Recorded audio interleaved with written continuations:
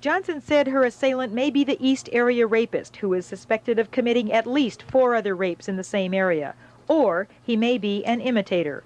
Police are urging everyone in the Concord, Walnut Creek, and San Ramon area to be on the lookout and to report strangers in their neighborhoods who seem to be just hanging around or displaying any other suspicious behavior.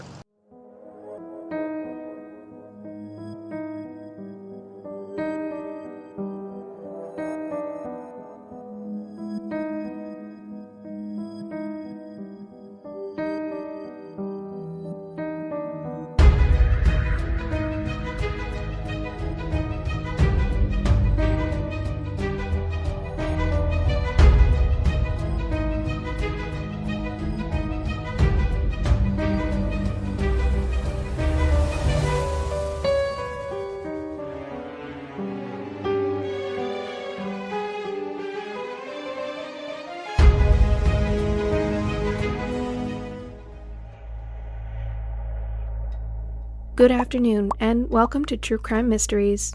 If you're new to the channel, hello and welcome, and if you're returning, welcome back. Today, we are putting a fresh face on an older series that I wasn't completely happy with how I did it originally. I've done a new voiceover and a completely redone video, and I put it all together as one video. This is the Golden State Killer Serial Killer Deep Dive. Let's get into it. The Golden State Killer went by many names. It took a lot of years to discover he was the same culprit in multiple crime sprees. His crimes dubbed him the East Area Rapist, the Diamond Knot Killer, the Visalia Ransacker, and the original Night Stalker.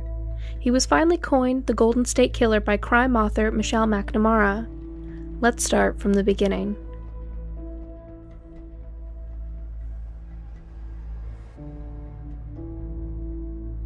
Visalia was a community first hit by who would become the Golden State Killer, but at the time of these crimes he was known as the Visalia Ransacker. He honed his skills here, it was where he took his first life, and investigators knew he was building to something more violent even early on. Visalia would be plagued with a violent prowler for nearly 2 years before he disappeared. In 1974, reports began coming in about a prowler in the small farm town of Visalia, California. There had been multiple sightings of a prowler in the neighborhood of South Desmarais Street. A few weeks later, a house would be ransacked. Little was stolen, mostly just keepsakes such as piggy banks, class rings, engraved jewelry, personalized items, or small collections like coins or stamps. A distinguishing calling card was that he would steal one earring from a pair or a single cufflink. The items he took were sometimes found nearby, or in the next home he ransacked. He also stole any weapons in the house, firearms, ammunition, knives, tools, and even a billy club. This immediately led investigators to believe he was already gravitating towards violence. Occasionally, he would only steal more practical items that seemed to be used for his personal use, such as packages of shirts, glue, canned foods, dishes, and a stereo. He would often leave higher valued items, including money left in plain sight. He would hit homes where homeowners were out of town. He would lurk in the same neighborhood for weeks before deciding on a target. Investigators noticed that the house would have identical shoe prints. The shoe prints would be under windows, paced around the backyard, and often establish routes. This patient and calm attitude was a sign that he did this to satisfy a different craving. He would often enter the home through an unlocked window. Sometimes it would be slipping a lock or forcing open a sliding glass door. Once he gained entrance into a home, he would create multiple escape points by opening additional windows, pulling off screens. This was so he could have an easy exit if someone entered the house unexpectedly. And it also made hearing outside noises easier. Cars passing, people walking, dogs barking, all indicators that he had been spotted. Once he was comfortable in the home, he would then begin ransacking. He would open every drawer, cupboard, and closet. He would collect up women's undergarments, arranging them in particular ways and in a deliberate fashion. He would take photographs out of frames and stimulate himself using lotion found in the home, or sometimes he would bring his own, additionally smearing lotion all around the house. He would often cause minimal damage to the homes, knocking over bookshelves or pouring wine onto the carpet, or dumping liquids onto furniture. He would often ransack multiple homes in one night, and on November 30th, 1974, there were 12 separate incidences connected to the Visalia ransacker. Although he was rarely seen, there were a few witnesses. He was described as a Caucasian man with a fair complexion and light hair, a young adult, average height, stocky build, and a cleft in his chin. He was described as physically fit, as he was able to scale walls, with witnesses saying he had strong arms and a firm grip. The most common way people described him was that he had a plump baby face and a thick neck. He was seen wearing jeans and tennis shoes, which matched the shoe prints at the scenes, and his shoe size was a men's 9. By 1995, his crimes began to escalate. In the early morning hours on September 11th, 1975, a man entered the home of the Snelling family while they slept. Claude Snelling woke, hearing strange noises. He was already on edge, having confronted a prowler peeping into his daughter's window 7 months prior. He opened the door to his bedroom and saw the sliding glass doors leading to the backyard were wide open. He ran to the door and saw a man attempting to kidnap his daughter. He shouted and ran at the man but was shot twice. The gun pierced the silence in the early morning. The assailant fled the scene, escaping in a wooded area behind the home. Claude died of his wounds, and his daughter would later undergo hypnotherapy to try and remember as many details about the man who had killed her father. She remembered that the night before, she had heard a noise outside her window. She had looked, but it was too dark to see anything. She remembered being woken up to an immense pressure on top of her body. It was a man lying on top of her. The man had a hand over her nose and mouth. When she struggled to breathe, the man growled, "Don't scream, or I'll stab you." She stayed quiet, and he removed his hand from her face and growled again, "You're coming with me." It was then that he stood up and showed her he had a gun. He kept a hold of her arm, and when she asked him, "Why are you doing this? Where are you taking me?" But he didn't answer. She began crying and resisting to slow him down, knowing nothing good could happen if she left the house. He redirected from threatening her to threatening her family. She noticed he had left the back door open already. She dug her heels into the carpet as hard as she could, which made a loud noise. This was what woke her father. The man had started dragging her out of the house. She was already a dozen feet into the yard and through a gate that had been left open, and under the car park when she heard her father's voice yell at the man holding her arm. She made eye contact with her father, and for a moment everyone stopped. Her father lunged and the attacker shot, and then was gone. It had all happened so fast. The weapon Claude was murdered with was determined to be a Morocco revolver that had been stolen by the Visalia ransacker just 2 weeks before the murder. The Snells' neighborhood had also had multiple incidences of evidence of the prowler, and vehicles being broken into before the shooting. After the Snelling murder, nighttime stakeouts began in the neighborhoods the prowler had previously been sighted in, but the ransackings continued. On December 10, 1975, Officer Bill McGowan on stakeout saw a shadowy figure appear near a garage where he'd been hiding during the stakeouts. The garage had purposely been left open by the police. There was another officer inside the garage. He watched as the figure crept around the hedge and peeked into the garage.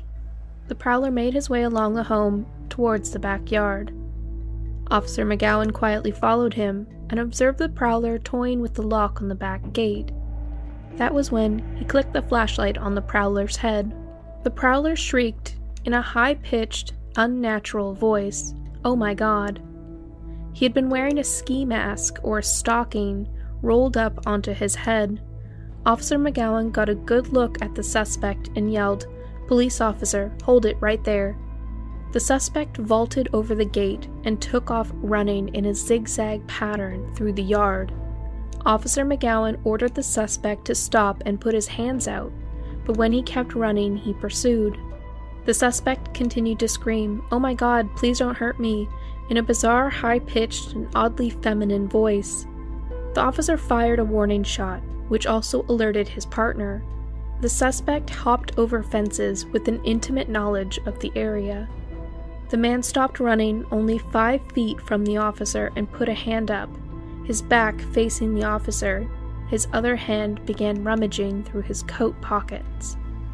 Before the officer could react, the suspect spun around and fired a shot. Officer McGowan fell, and the suspect ran off. I fell down, the impact knocked me back, and he continued to run, throwing some items apparently taken a burglary in the area. He obviously didn't take the full run of that bullet that he fired. What happened there?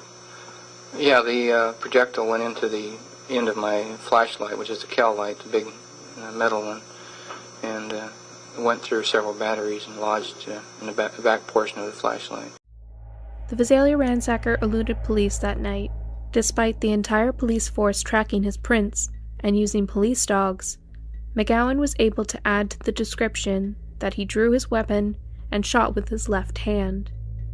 He worked with the sketch artist to come up with these images. Officer McGowan served as the member of the Visalia Police Department for many years, where he retired after a long and honorable career. Even in his retirement, he continued to help the Visalia ransacking case, and after he passed, his son went on to continue his work. After this incident, the ransacking in Visalia stopped.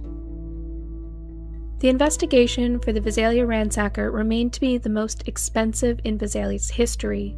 His crimes in this era of his life amounted to 1 murder, 1 attempted kidnapping, 1 attempted murder, and over 100 burglaries. He was active as early as 1973, and police are now trying to connect him to burglaries in Exeter, California, which had begun in 1968, and a spree of robberies dubbed the Cordova Cat Burglar. At the moment, however, there is no evidence linking him to these, but the MO is the same as the Visalia ransacker, which is why it is without a doubt all crimes were committed by the same man.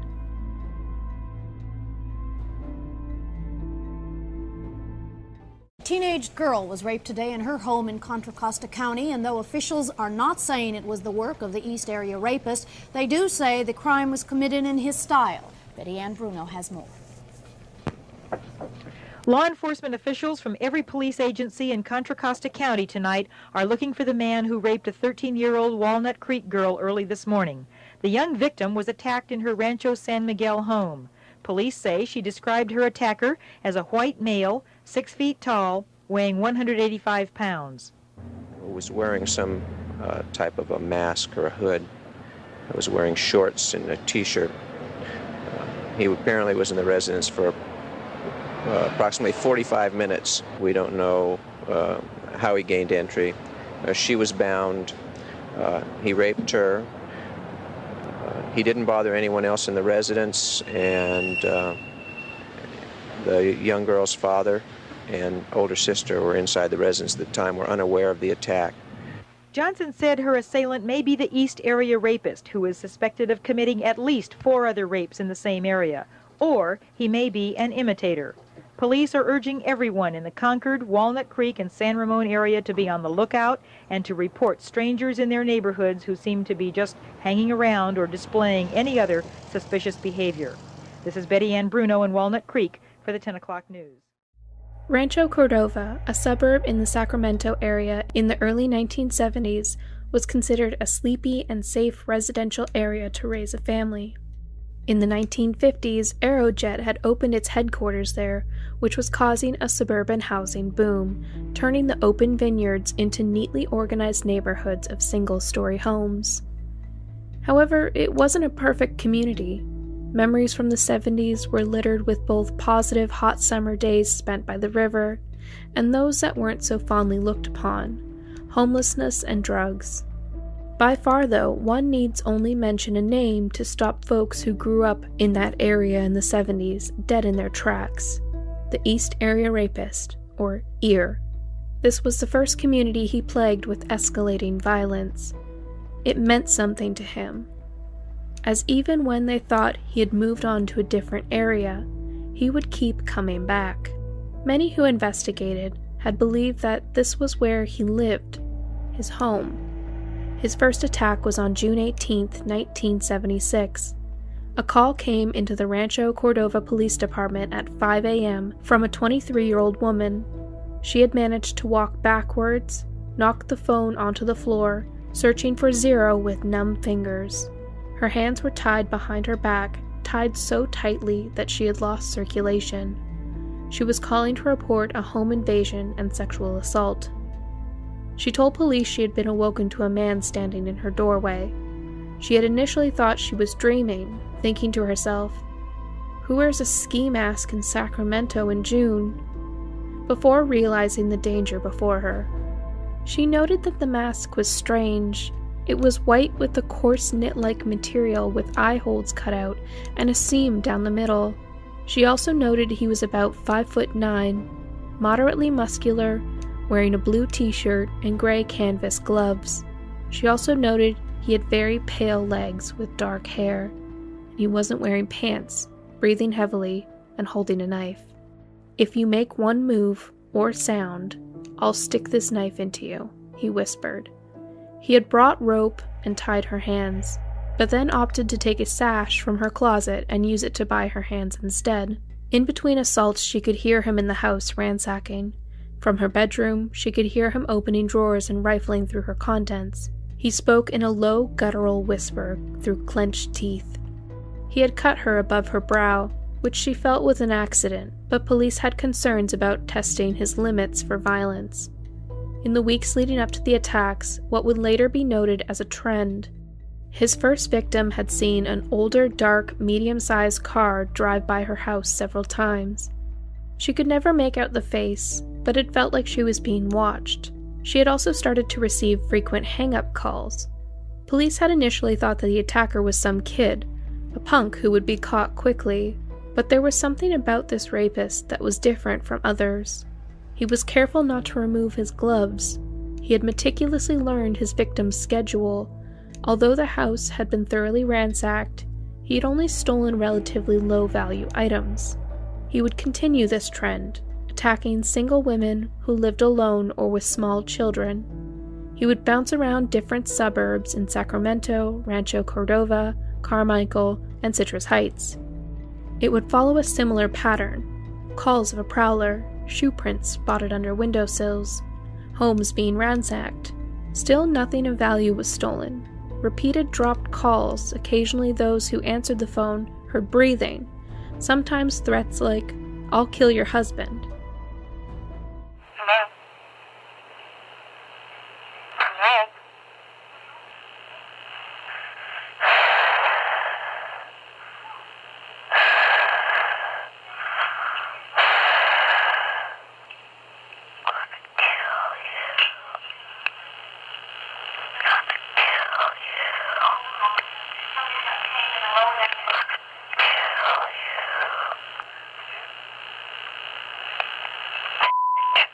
In 1976, he totaled 10 victims. His fifth victim, Jane Carson, recalled cuddling her son in the early morning hours on October 5th, when she heard someone running down the hall. Her husband, a captain in the Air Force, had just left for work moments ago, and she had assumed he had forgotten something. "Jack, is that you? Did you forget something?" A man wearing a ski mask entered the room. He was holding a butcher's knife. Jane had been sitting up in bed, her 3-year-old sleeping next to her. "Shut up, or I'll kill you. I just want your money," he whispered through clenched teeth. "Okay, whatever you want," Jane complied. He bound, blindfolded, and gagged both Jane and her son. He then picked up the child and moved him to another room. Jane was now in a full-on panic, not knowing where her child was. He repeatedly told her to shut up. She said he must have told her at least 50 times. He assaulted her, but before he left, he returned her son onto the bed beside her. When she knew the intruder had left the house, she ran to the neighbors and got help. The attacker had entered the home through her son's bedroom window, only moments after her husband had left. And only 2 weeks prior to the attack, they had been a victim to a strange burglary, where the intruder had also entered through their son's bedroom window. The thief had taken 10 rings, but had left behind some jewelry that had been stolen from their neighbor's house. Police had been sure it was the same guy whose primary objective had never been theft. Jane and her husband hadn't been concerned about a rapist in the area. There had been a media blackout at the time regarding the crimes of the East Area Rapist. Jane would later tell media outlets that she would have taken more considerable precautions had the police been more open about what they had known about the attacks. Rumors had swirled about the attacks because of the blackout. The police couldn't dispute the stories, and strange details began to emerge about the ear mutilating victims. He began targeting more affluent neighborhoods, perhaps because of the lack of accurate press about him. He attacked twice in one night. One of the victims was a housewife in Carmichael. Police felt he was pushing into the nicer neighborhoods to get more attention.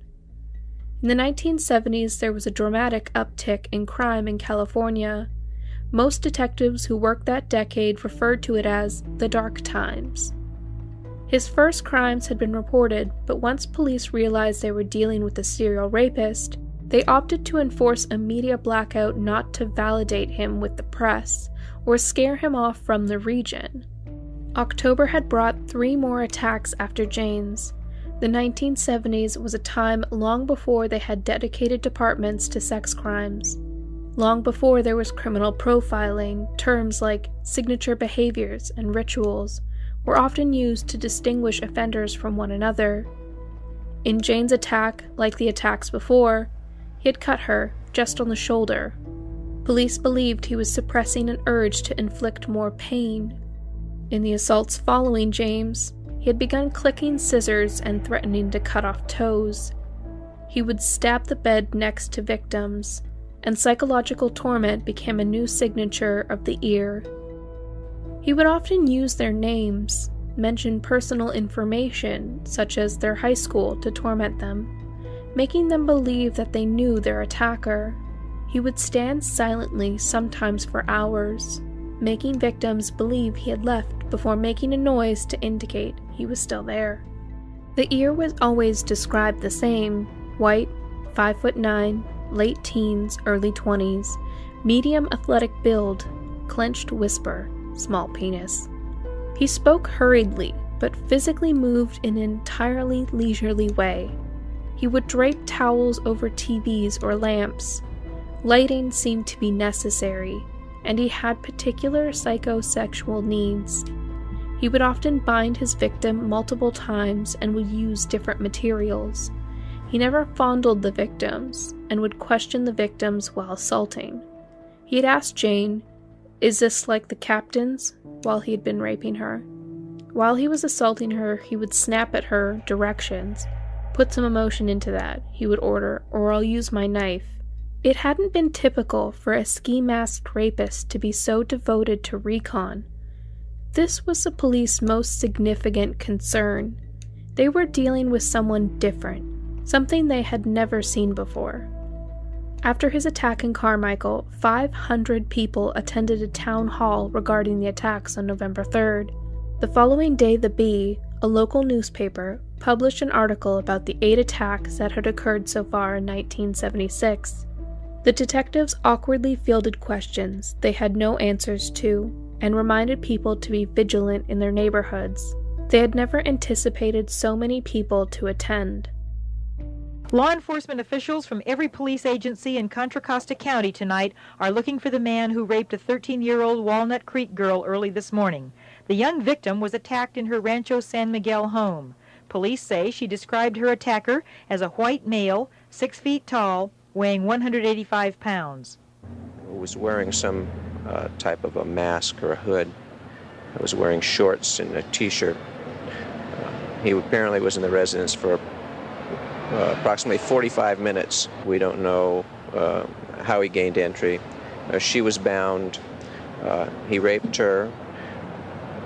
He didn't bother anyone else in the residence, and the young girl's father and older sister were inside the residence at the time, were unaware of the attack. A teenage victim watched TV in the den of her family home when a man came up behind her.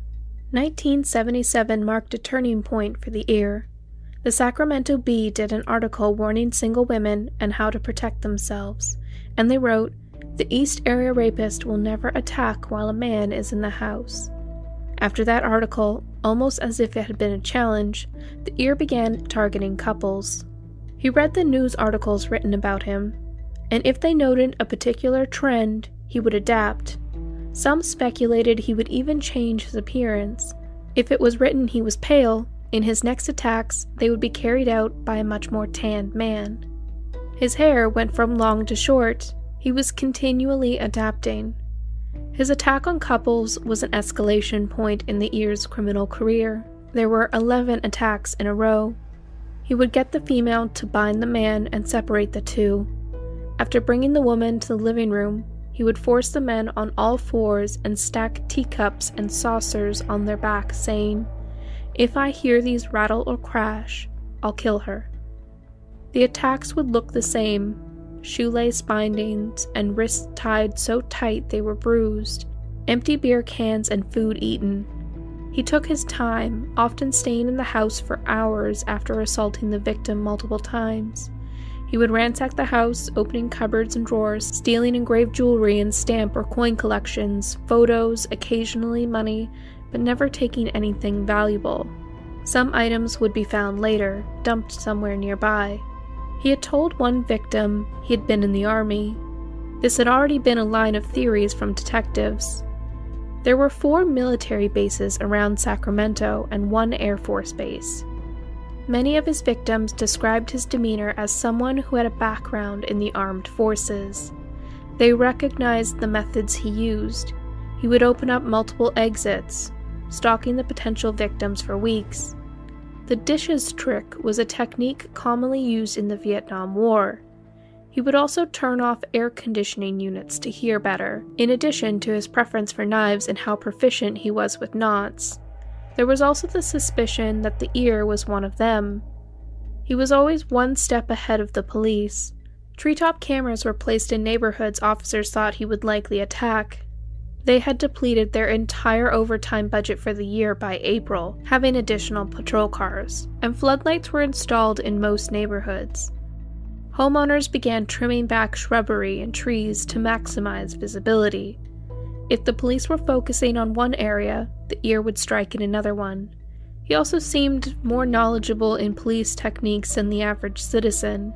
He wore gloves, and he seemed to know where police were patrolling and when. He had even shouted at a victim to freeze as she had been trying to scurry to the telephone. They never seemed to be able to catch a break. The police of Sacramento began cutting tree limbs, removing shrubbery, anything that could hide a prowler. People were installing floodlights and lighting up entire neighborhoods. Over 3,000 guns were sold in 3 months. Households began sleeping in shifts or not sleeping at all in the hours between 1 and 5 a.m. People started putting bars on their windows, and people would gather in neighborhoods for neighborhood watch stakeouts. No one was safe, and it seemed the whole community was on high alert. On May 17, 1977, police were called to Carmichael. A man stood on the side of the road with a shoelace dangling from his wrist. The man spoke in a thick Italian accent, and the officer Richard Shelby recognized him immediately.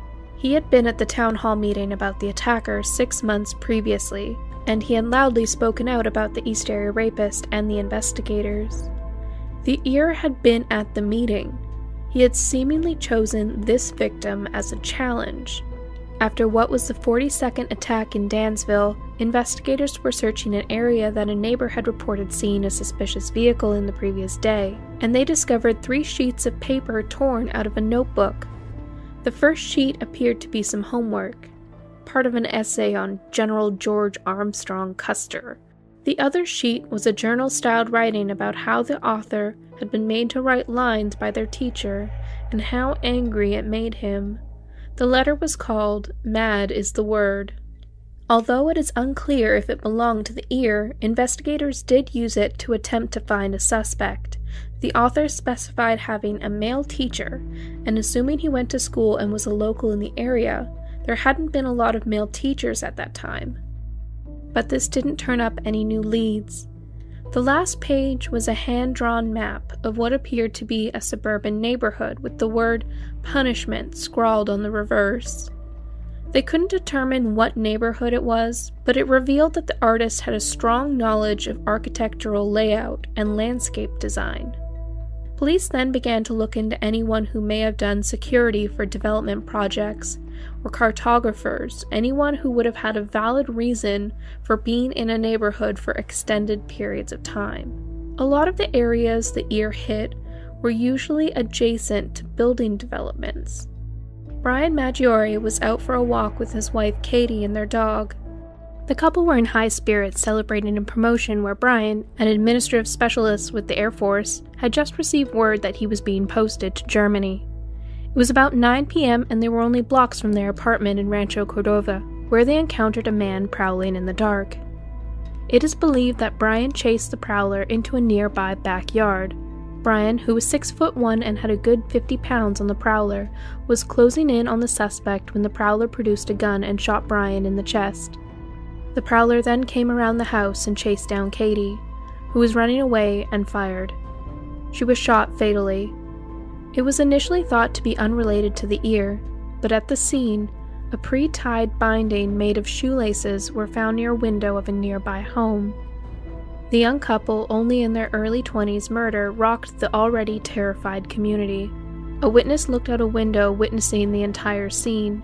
They were able to describe the shooter as wearing a ski mask, wearing a brown leather jacket with dark, quiet shoes. At this point, the ear only killed out of necessity, only in times when he felt there was no other way out. The Maggiore's murders marked his second escalation of violence resulting in death. During his attacks, he began telling victims he would start killing. He would say that he wanted them to relay messages to the police, and that he wanted to read that message in the papers the next morning. There was a break in the summer in 1978. His last attack had been in June, and for a while everyone breathed a sigh of relief. Police began being reassigned to new cases, hopeful that the man terrorizing Sacramento was in prison or had died. Their hopes were quickly discarded as attacks started the following October. His attacks began to stray further and further from Rancho Cordova, stretching south to San Jose, then suddenly back to Rancho Cordova, and back down to Walnut Creek. The summer of 1979 also saw a break. Like he began to take summers off, only to start again in the fall. Police believe there was a strong connection to an academic calendar, as he took significant breaks between July and October, and attacks never happened on school holidays. I didn't hear him come in, I didn't hear anything, and all of a sudden there was someone standing in my door, the bedroom door, and I looked up and I thought it was my dad at first, because he drives weird hours and he might have come in early because it was early in the morning. And nope, it wasn't my dad. So he came in, he had a ski mask on, and jumped on the bed and had a knife. And I don't exactly remember what he said, but something to the effect of, don't scream, don't, whatever. And tied my hands behind my back. He put a cut over my eye, but I didn't even realize that I had been cut. And I guess part of what he said is that, I don't know what he said. I just remember feeling extremely threatened. After it was all over and done with, he went through the stuff in the room, took money out of my purse, took some coin books and stuff that I had, and took a piece of jewelry. It was just something that I had just gotten. I don't even know what it was. And I laid in the bed for, it seemed like forever, because I never heard, I was waiting for the door to close, and I never heard the door close. So I was afraid to get up to see, and finally I said, okay, this is do or die. I don't hold it against him. There's something wrong with him.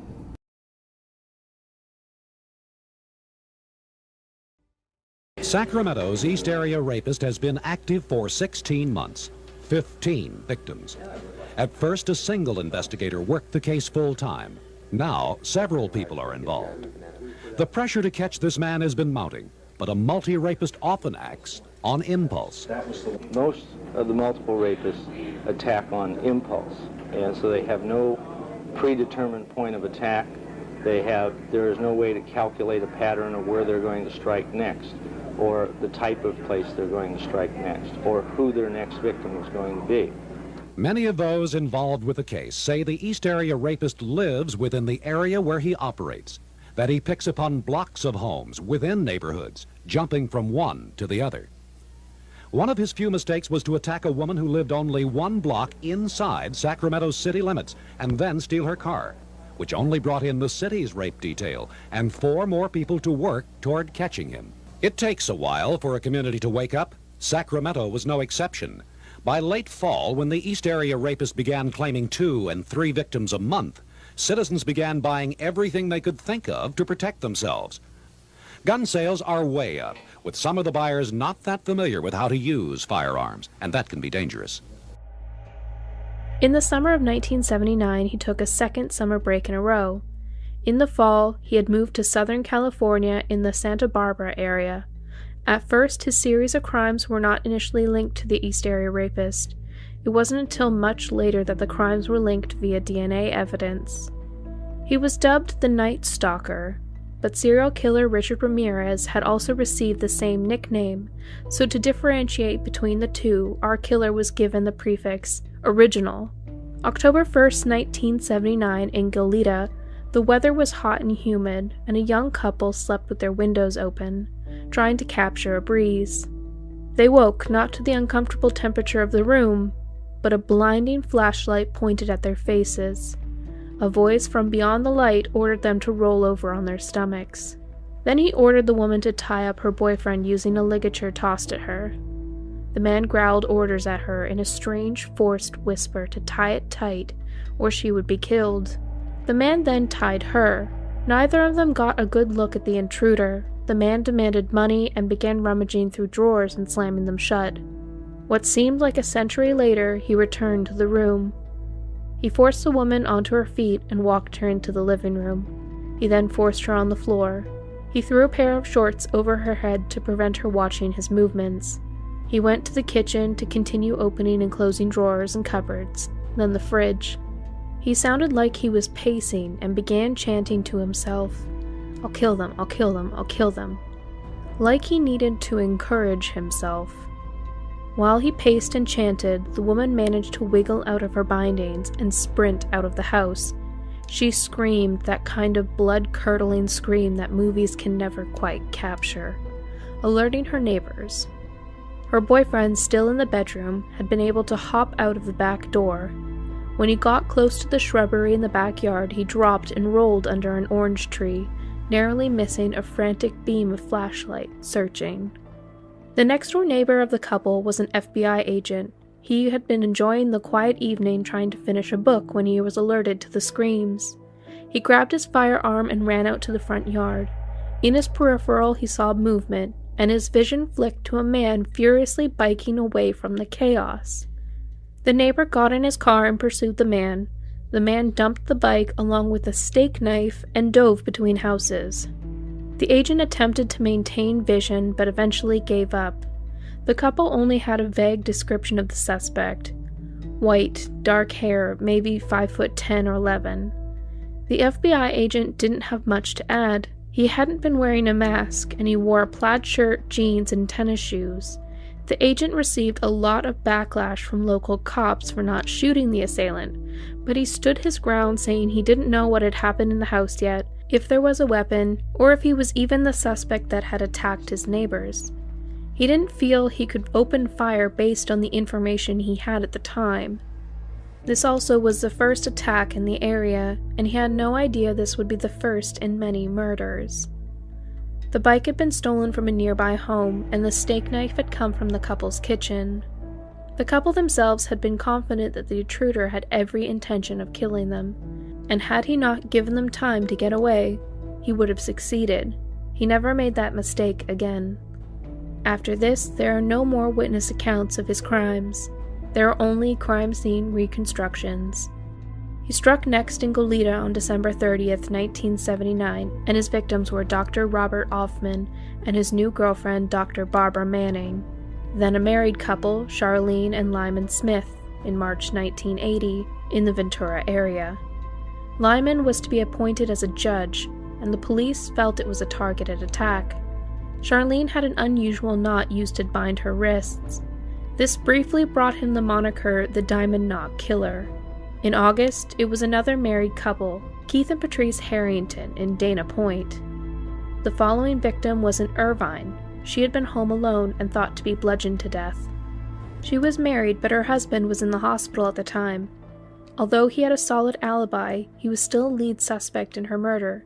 Years later, his second wife would say that they would often receive hang-up calls and occasional threats for many years following. She truly felt that she would be next. Even decades after the last attack, victims would often be tormented with hang-up calls or taunts like, "Remember when we played?"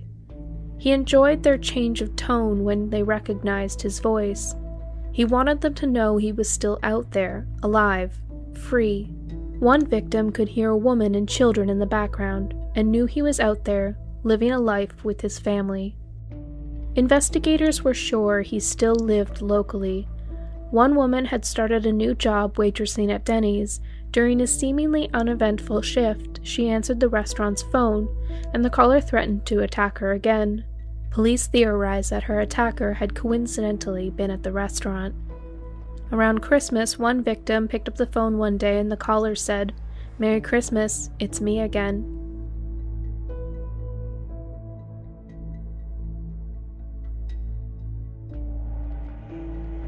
His crimes in the 1980s became fewer and further between.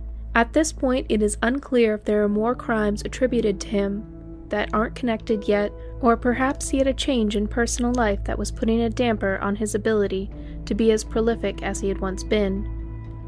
In July of 1981, there were 2 more victims, bringing the total of his South California crimes to 10 and 11. Sherry Domingo was temporarily staying in a deceased relative's house while it was in the process of being sold. Her boyfriend, Greg Sanchez, was also a victim. The two had been separated for several months when he went to see her for dinner. This attack, more than the others, seemed like a crime of opportunity. Greg was young, fit, and based on the scene, it looked like he gave one hell of a fight. He suffered a gunshot wound to his cheek and continued to fight on, but ultimately he was bludgeoned to death. This would be the ER's last attack on a couple. A piece of evidence had renewed hopes for capture. Flecks of paint recovered at the scene. The Calais Real shopping center was being developed around the time of the murders. The development was in its final stages of construction at the time of the Offerman Manning murders, which would have included painting. However, this lead didn't pan out either. Taking on couples was posing to be more of a challenge than earlier on in his career. He was now having too many close calls. People fighting for their lives weren't as easy to incapacitate. The men kept getting closer and closer to gaining the upper hand. After the Domingo Sanchez murders, he disappeared for 5 years. His last known victim was a teenager named Janelle Cruz. Her family were on vacation in Mexico, and Janelle was at home alone. She had been assaulted and beaten with such overkill that she was unrecognizable. This case wasn't thought to have been connected, but it was linked by DNA years later. It had broken a 5-year hiatus, and Janelle had seemingly no connection to any of his other victims in the area. Janelle had multiple men coming in and out of her life, and it had seemed that one of them had killed her in a jealous rage. But the evidence couldn't connect any of them. Janelle's house was less than 2 miles from the 7th murder, so it was likely he had stalked the area before. It, like many other victims' homes, backed onto a drainage canal. Police had one suspect in mind for the Southern California murders. He was a Goleta local, a career criminal, but he was killed when he had tried to buy guns and drugs in Mexico, and it had been a setup. He died in 1982, and the slaying of Janelle Cruz in '86 eliminated him as a suspect. They had been so confident it had been a resident of Goleta. They had never really looked elsewhere. Like the crimes in Rancho Cordova, Goleta had a San Jose Creek running adjacent to the residential neighborhoods. The first 3 houses he hit ran along the creek. It had provided a prowler with ample coverage to observe unnoticed in the dark, allowing him to bypass the need to venture into the neighborhoods and risk being seen or captured. Much like his other crimes in Sacramento, there were also tiny details that indicated his presence, only realized in retrospect. Janelle Cruz was the final victim. Many investigators were sure he was dead. There had been a burglar who had been shot by an armed homeowner, and they had hoped he had been their guy. Sexual predators never truly stop. They have to be stopped. He began to be forgotten about. No one wrote about the unsolved, unconnected crimes for decades. His crimes were pervasive, and he impacted so many lives. He was once a boogeyman, plaguing communities for years only to disappear. Even in making these videos, multiple people have commented detailing how their lives had been changed forever. 20 years after the crimes had been committed, most of the evidence had been destroyed. This was routine evidence room procedure. Cases that had passed the statute of limitations needed to make space for newer evidence. However, some labs kept all of their evidence on the ear, hopefully that one day it would be required for a trial. Paul Holes, a criminal analysis-turned-investigator, took on the case in the late 90s, after coming across evidence boxes marked ear in red lettering. He connected with the criminalist in Irvine County, Mary Hong. In 2001, crime labs in Contra County and Irvine compared DNA samples and were finally able to connect crimes to the same offender. The ear had significantly benefited from different police departments being historically terrible at sharing information and working together. His criminal career spanned from 1972 to 1986, 14 years of terror in multiple communities. He had acquired numerous names with each evolution, always just barely out of grasp of the police. He was intelligent and took great care in providing himself with multiple escape routes. He had seemingly unlimited patience, and shoe impressions were deep. He would stay crouched for hours when he was doing his recon. He would stalk potential targets for months, taking in every detail of their life. But he was volatile and unpredictable. In the presence of a victim, he broke down and said, "I hate you, Bonnie." But investigators had thought that the victim had misheard him, and they thought he had said, "Mommy." He would seem unstable. Sometimes women would sense it was like a show, like he was trying to make himself seem more dangerous, and sometimes they were positive it was genuine. His crimes changed California state law with Proposition 69. In 2004, California mandated DNA collection from all felons and adults and minors charged with certain crimes such as sexual offenses, murder, or arson. Keith Harrington's brother campaigned for the law, pledging nearly $2 million when it began. When it began, it gave California the largest working state DNA database in the country, second only to the FBI, and it was instrumental in solving multiple cold cases. Though investigators were disappointed that it brought nothing in the way of leads for the crimes they had been most hoping to solve. He prowled, burglarized neighborhoods of single-story homes. Single-story homes had more predictable escape routes. He would also get a 360 vantage of the home, and he could spend hours knowing no one could see him by being able to see overhead. His movements were subtle and mostly unnoticeable. An open gate here, things in the backyard moved slightly. A ladder quietly moved from against a fence in one yard to the garage of another home. He would creep along people's roofs, which most people wrote off as an animal because the idea that a man was on the roof of their home, using it as a way of getting a good look into their neighbor's window, was too absurd to put into words. People would clean their gutters in the years following his attacks, only to find jewelry stolen from their neighbor. Decades passed and his crimes became a thing of the past, like a reoccurring nightmare that you thought back on. And with those passing decades, new technologies arose.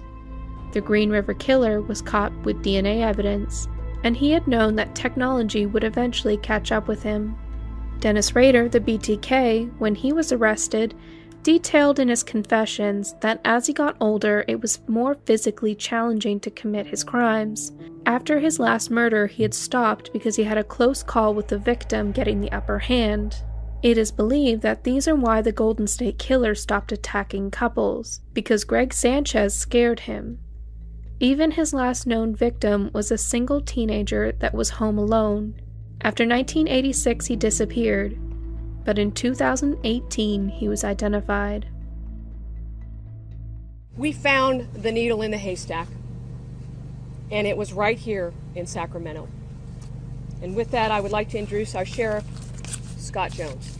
Over the last few days, as information started to point towards this individual, we started some surveillance. We were able to get some discarded DNA, and we were able to confirm what we thought we already knew, that we had our man. And yesterday afternoon, in a perfectly executed arrest, my detectives arrested James Joseph DeAngelo, 72 years old, living in Citrus Heights. I can tell you that although it was DNA, ultimately, that led us down the right road, there were a lot of places that road could have led.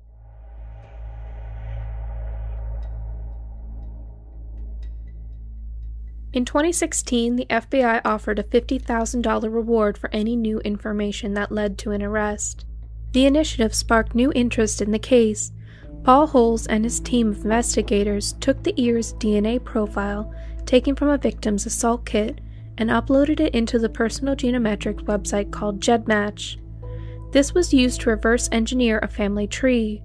GEDmatch relies on DNA kits from websites like Ancestry.com and 23andMe, where people voluntarily submit their DNA to create family trees and find more information about their ancestral lineage.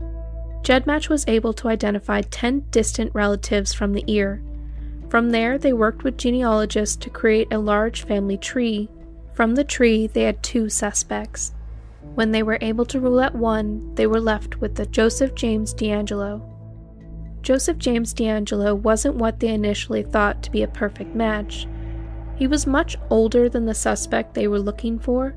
He'd been born in 1945, putting him at 31 years old when he was attacking in the Sacramento area. Based on the witness accounts, they had always been looking for someone in their late teens. Regardless, DeAngelo was staked out for weeks. During this time, he was witnessed driving his motorcycle, exercising daily in his home. He moved in such a way that the cops watching him didn't believe he was a man in his 70s. He walked around like a man 20 years younger than he was. Who is Joseph James DeAngelo? And how did he evade capture for over 4 decades? Let's break down what we know. He was born on November 8, 1945. Joseph James DeAngelo Jr. was the second child to Kathleen and Joseph DeAngelo. Kathleen was a military housewife, typical of the time, and Joseph Sr. was in the Air Forces. Joseph Sr. fought in World War II and had been wounded serving as a gunner. The couple had 4 children, 2 girls and 2 boys. The family were stationed in military housing in the New York area for the first 5 years of JJ Jr.'s life. When the Korean War begins, the family is relocated to New Jersey, and then later to Washington. Joseph Sr. was well known for being a violent man. His superiors knew the abuse he inflicted on his wife, and he was threatened multiple times to stop hitting his wife or he'd be thrown out of the military. Kathleen was not a soft mother when her husband abused her. She would pass on the abuse to her children. The youngest daughter recounted the abuse, saying that all the kids would double up layers of clothing to lessen the blows.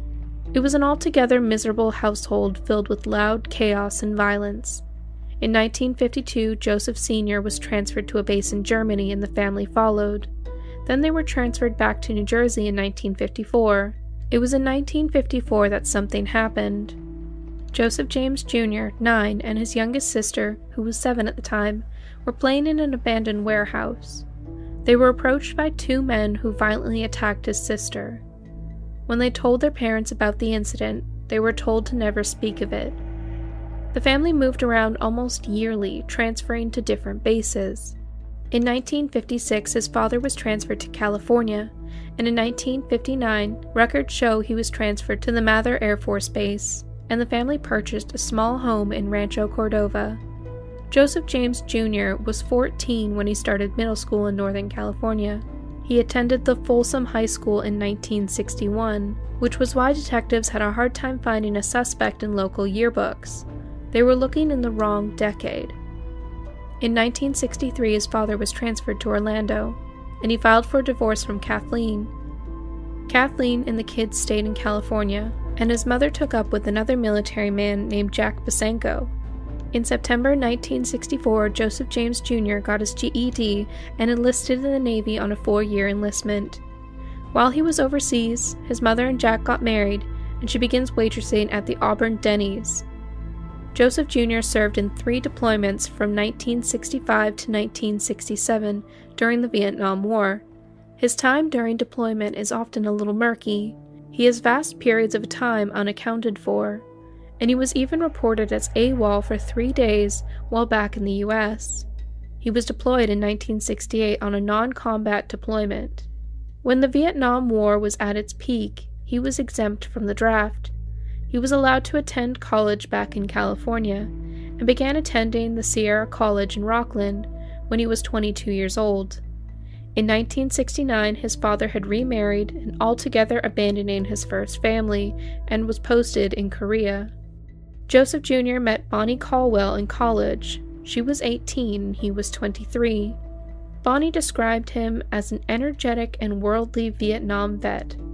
Soon after meeting, the two were engaged, but Bonnie began seeing red flags early on.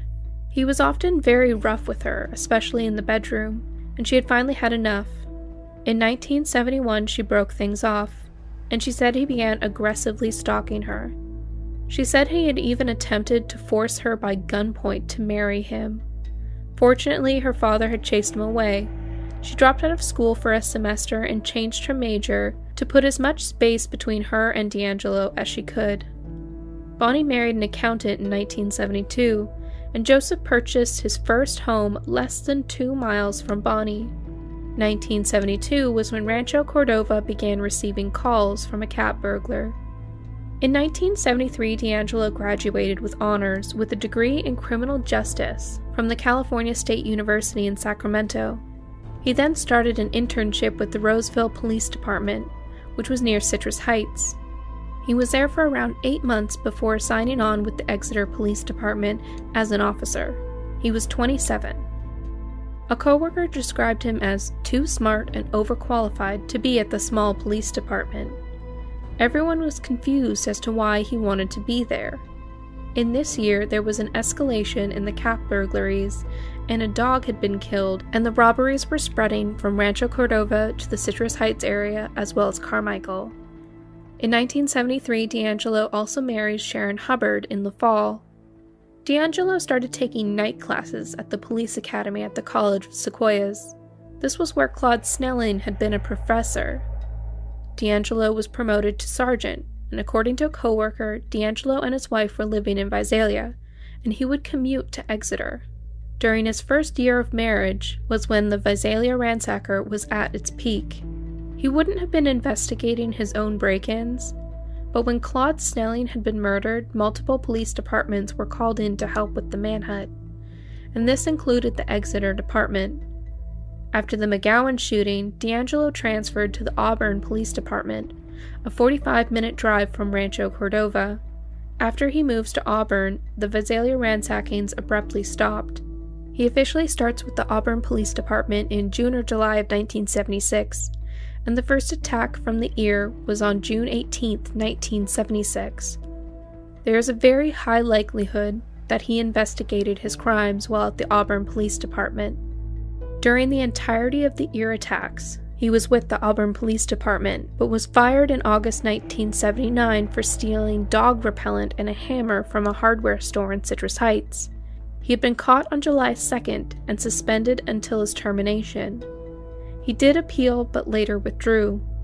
His boss reported that after he fired DeAngelo, His daughter saw a man looking in through her window, and when he went outside, the man was gone, but there were fresh shoe impressions around his entire house. When he heard DeAngelo was arrested in connection to the ear attacks, he was confident that DeAngelo had been the man at his home that night. July 5th was the last attack in the ear attacks. DeAngelo was officially unemployed from 1980, but it was believed he was doing odd jobs working under the table. His wife was finishing her law degree around that time. During the original Night Stalker attacks, he would be about in his mid-30s, and it is unclear what his connection to Goleta was. DeAngelo's wife was pregnant for the first time in 1981, and she gave birth to their first daughter. Her second pregnancy was in 1986, and just after becoming pregnant, there was the slaying of Janelle Cruz. He had a third daughter in 1989, and it was that year that his wife asked him for a divorce. In Citrus Heights, he owned a home on Canyon Oak Drive. As far as the government knew, he was unemployed until 1990. He began working as a mechanic at the Save Mart Distribution Center in Roseville, and he worked there until he retired. He and his wife are in family court records in 1991. This was believed to be their separation. They never formally divorced until DeAngelo was arrested in 2018, but Sharon lived with her daughters in Roseville, where she practiced law as a divorce lawyer. In 1994, DeAngelo's younger brother was arrested for burglary in LA. There is a theory that DeAngelo enlisted his brother to assist him in the attacks, but at this point there is little evidence to support that theory. After his separation, he lived a relatively quiet life in Citrus Heights. His neighbors reported him as being often an irritable grouch. However, one neighbor received multiple phone calls from DeAngelo threatening to deliver a load of death because of their barking dog. He wasn't an animal person. He retired from his mechanic job in 2017, and his daughter and granddaughter were living with him in his Citrus Heights home when he was arrested in 2018. At his arrest, he didn't seem surprised. He did ask officers to turn the oven off because there was a roast in there. There weren't many people singing his praises. He is often described as a serious stickler for rules type that never fit in. He wasn't close to his family either, with many of his siblings estranged. He's been in police custody since 2018. Most notable was his change in physical capabilities from the time of his arrest to when he was wheeled into the courtroom in his wheelchair with his lawyer to hear his charges. He seemed to be having trouble standing unassisted. When he'd been seen by police only weeks earlier zipping around on his motorcycle. His lawyer also seemed to be speaking to him very loudly, as if he couldn't hear perfectly fine during his arrest. The drastic change from how he was when he was in court to when he was being surveilled was like night and day. He seemed to have aged himself about 20 years once he was arrested. He was no longer a man who could exercise daily, but he needed to be pushed in a wheelchair. On June 29, 2020, Joseph James DeAngelo Jr. pled guilty to 76 crimes in order to avoid the death penalty. In August 2020, the judge sentenced him to life in prison without the possibility of parole. He is now being held under protective custody at the California State Prison. For decades, it seemed as though there would be no answers to these horrific crimes. Finally, there is a resolution and a criminal behind bars. A face finally unmasked and exposed.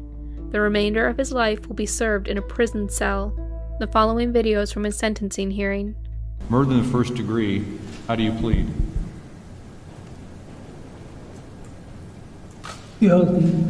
He blindfolded her and told her to lie face down. He returned to the bedroom to place more dishes on her husband's body and told him, quote, "If these dishes fall, I'll kill everyone in the house." He then cut her nightgown in several places with a knife and proceeded to rape her. I've listened to all your statements, each one of them.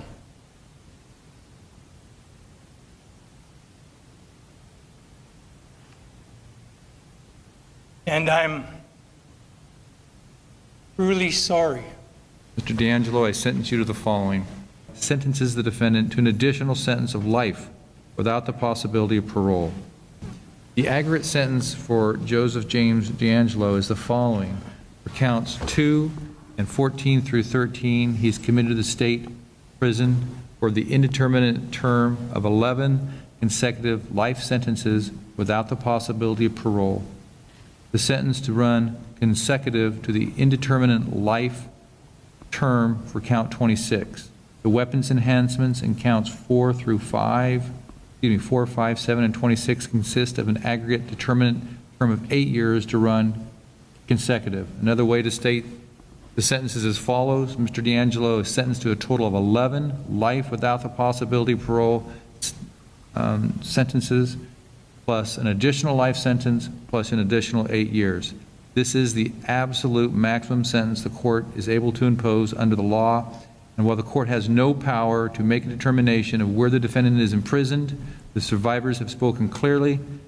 The defendant deserves no mercy.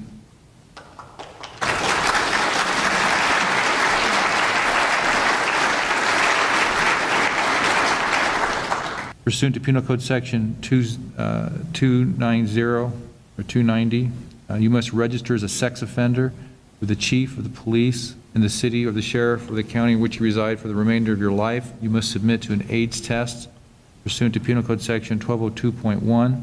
You are advised that you may never own or possess a firearm or ammunition for the rest of your life.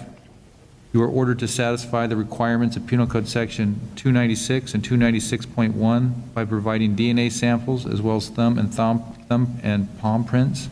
Having waived your appeal rights, the advisement of appellate rights are not applicable. The court reporter will prepare a transcript of these sentencing proceedings to be filed for any future dates. Counsel, is there anything else before we adjourn? No, Your Honor. All right, thank you. Mr. DeAngelo, you're now remanded to the custody of the Sheriff of Sacramento to be delivered to the custody of Director of Corrections and Rehabilitation to serve the remainder of your life in state prison. We are adjourned.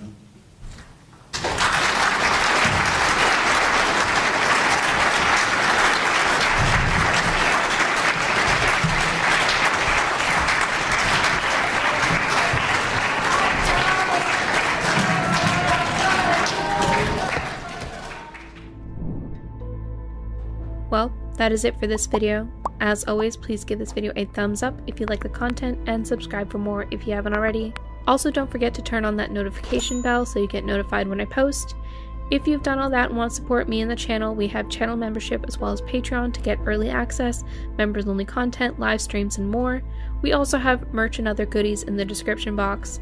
But until then, I will see you all in the next one. Bye for now.